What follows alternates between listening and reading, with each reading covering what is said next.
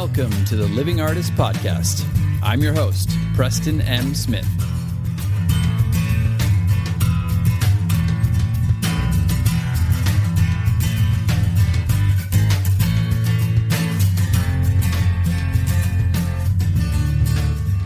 Hey, everybody. Welcome to the Living Artist Podcast. I'm Preston M. Smith, at PMS Artwork everywhere on internet land and socials. I want to thank you for landing on this podcast. Whether you're a professional artist, just getting started in the art world, a collector of art, or just consider yourself a creative person, this podcast has something for you. I like to think of it as a fun way to rant and talk to other creative people about living the life of an artist, surviving and getting ahead in the art world, and enjoying your life. But most importantly, not waiting until you're dead to make it happen. All right, let's get started.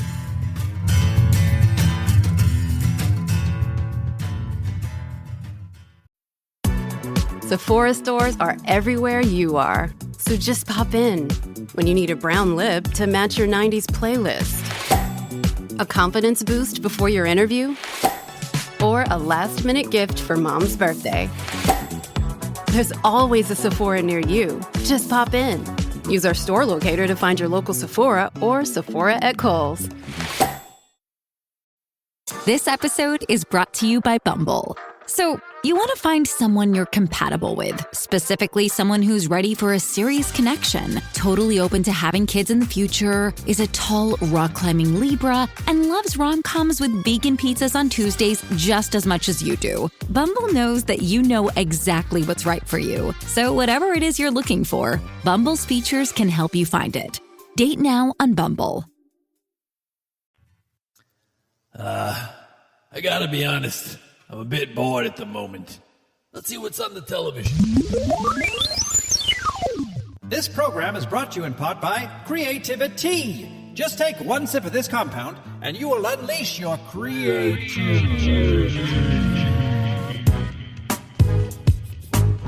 Yeah. Creativity! Oh, This must be the biggest thing! but this must be not interesting. Yeah! Oh, yeah. All right. Creativity!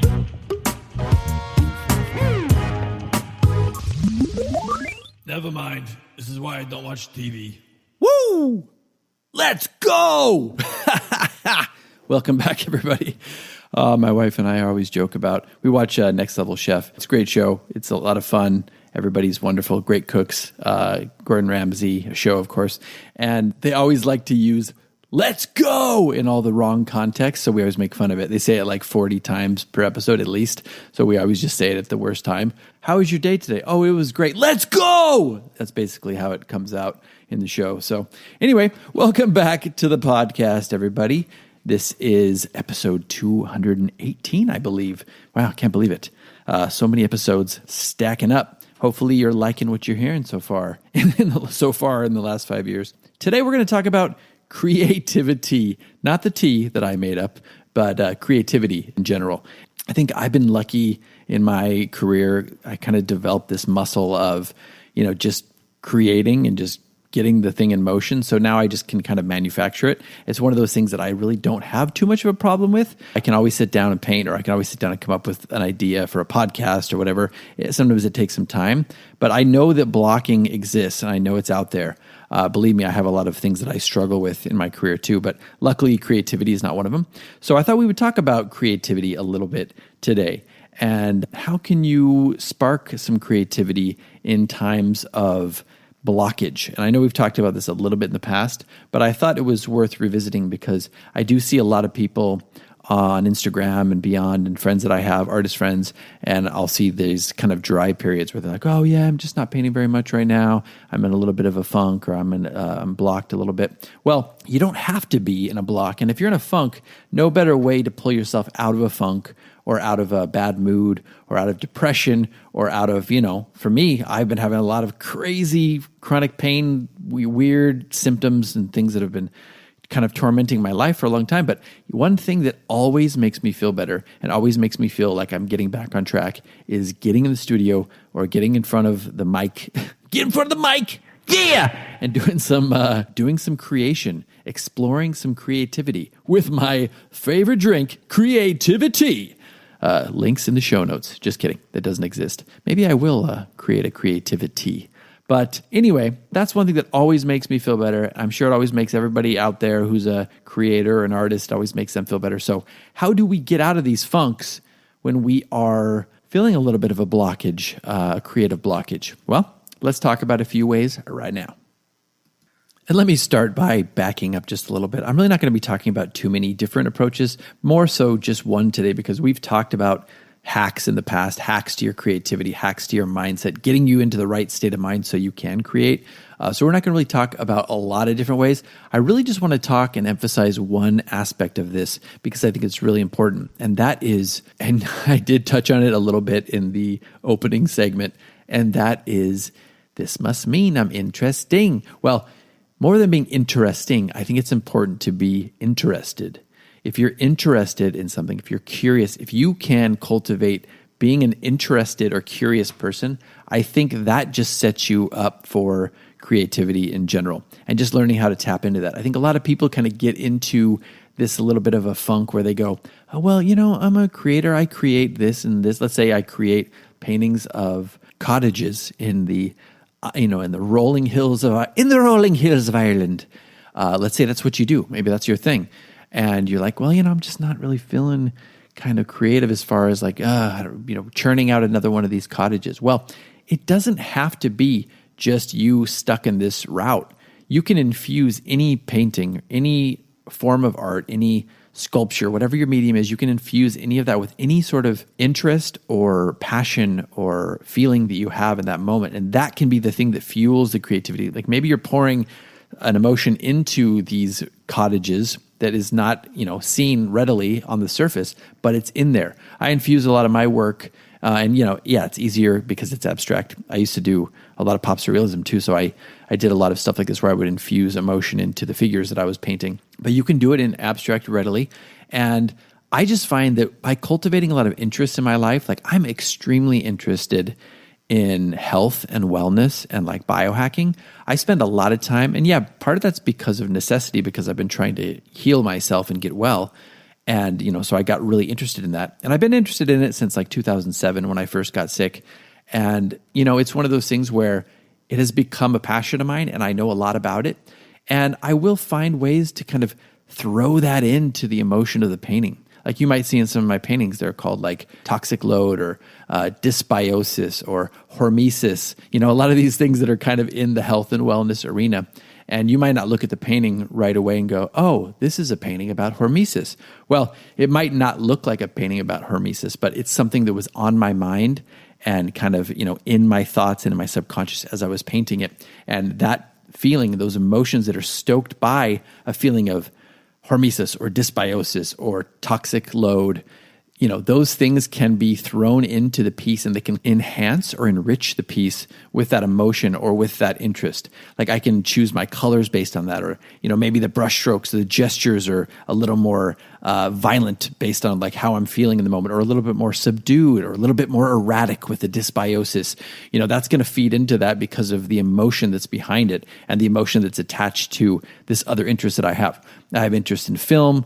I have interest in books. I have interested in a lot of different things that I pour my free time into that I like to then come back and churn into my work as well. So I would say if you're feeling blocked at all, explore some other interests. I think a lot of people find themselves kind of stuck in this rut of like, well, I'm a painter, so therefore I have to just be consuming painting. I have to be consuming art all the time, and then I have to just be focused my mindset on painting like a painter and da-da-da.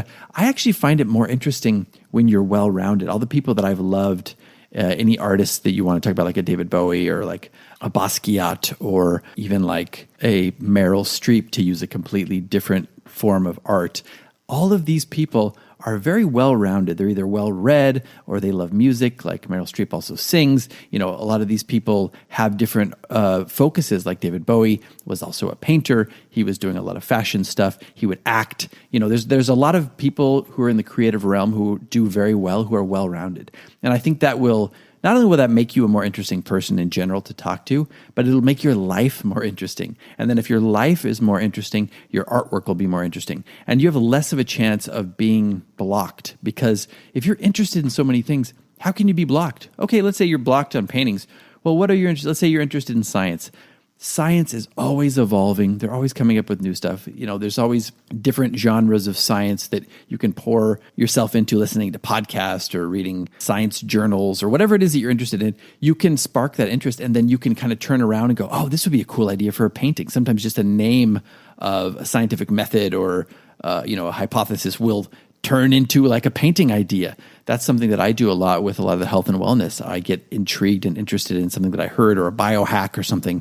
And I'm like, oh yeah, red light therapy or, stem cell research that I'm listening to is really interesting. Whatever it is that I'm interested in at the moment, I can then turn that around and find little nuances in that I'm listening to or that I'm studying or researching and go, that would make for a really cool painting idea or a cool painting name that will spark a painting idea. You kind of get the idea here. So I just really wanted to highlight that in this episode that, if you're not finding yourself interested in a lot of stuff right now, I think that's kind of a warning sign. That's like a little bit of the canary in the coal mine when it comes to like a blockage in your art, because, you can only create from a well that is constantly filling itself back up. If you deplete the well and it runs dry, okay, well then, you're going to run out of ideas. But if this well is constantly filling itself back up, you've got a never-ending stream of water to dip into and like find things that you're interested in, creativity that you're willing to explore. So that's something that I think is a good takeaway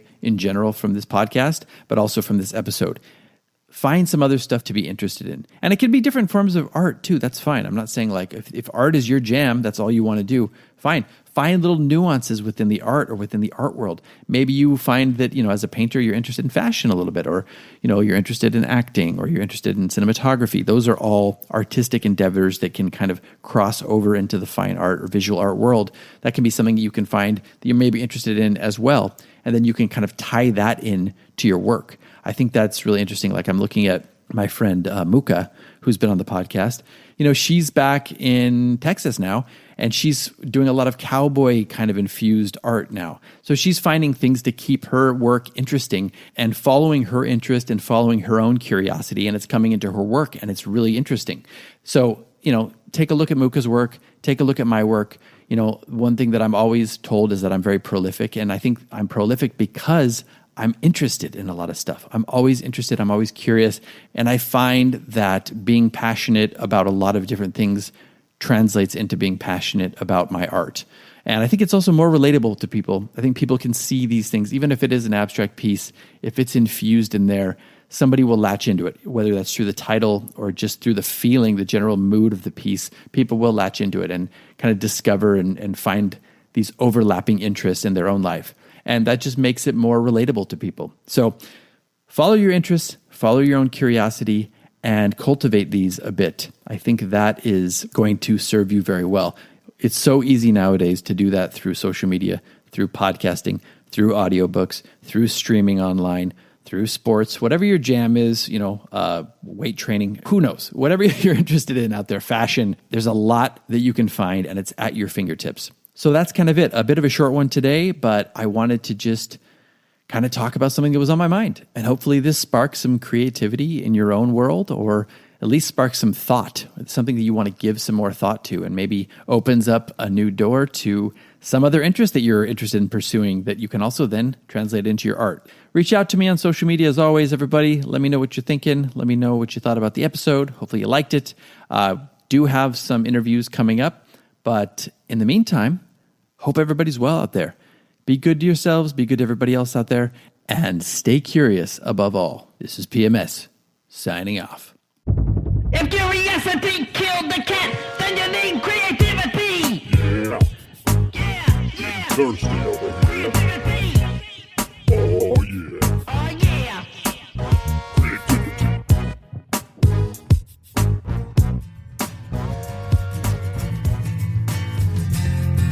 This has been the Living Artist Podcast. Thank you so much for listening. I just want you to know that I appreciate you being here, and I'm grateful to be in your ears. Your art and creative life on this planet is meaningful, so thank you for sharing it with me.